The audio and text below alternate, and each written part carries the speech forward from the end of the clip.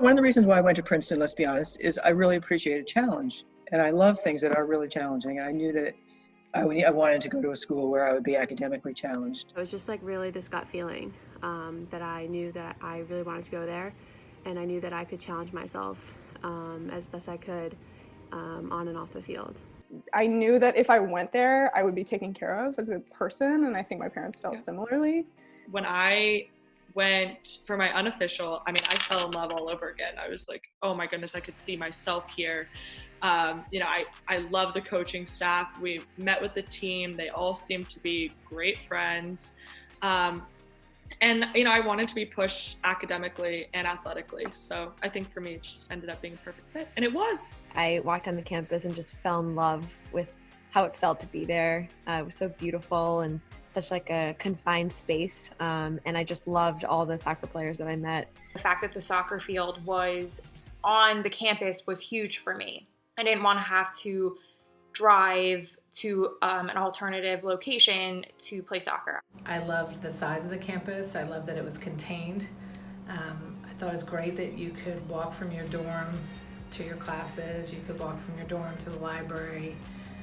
You could get to all of the athletic facilities within a 10-15-minute walk of your dorm. So everything was in close proximity, but it didn't have a small campus feel.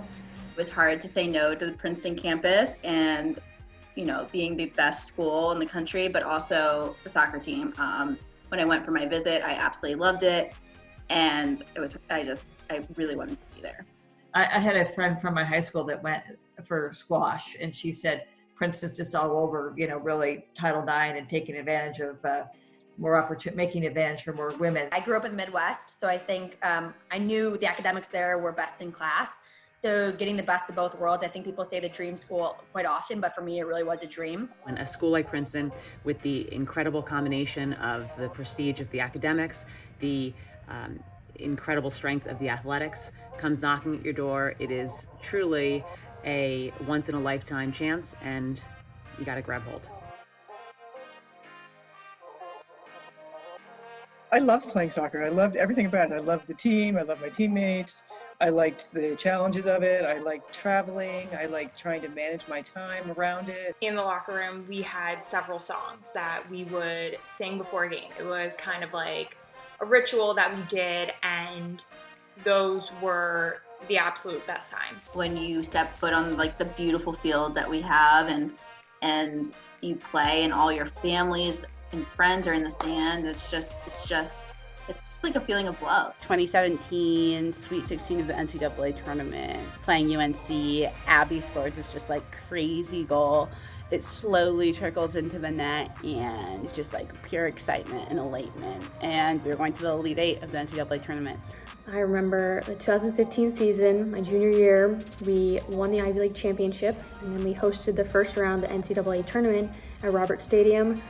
That night was electric. So many students and people came out to support us. I have never seen Roberts Stadium that packed before, and it was such an incredible win with that group, and I'll never forget that.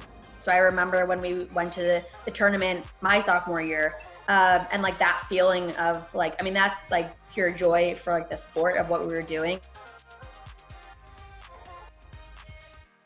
A vivid memory of mine from my academic career at Princeton was when I learned how to effectively utilize all the incredible academic resources Princeton has to offer. The access that we had as undergraduates to top faculty was kind of unique in the Ivy League. We actually had really small classes, so you actually had real relationships with these professors who were so famous.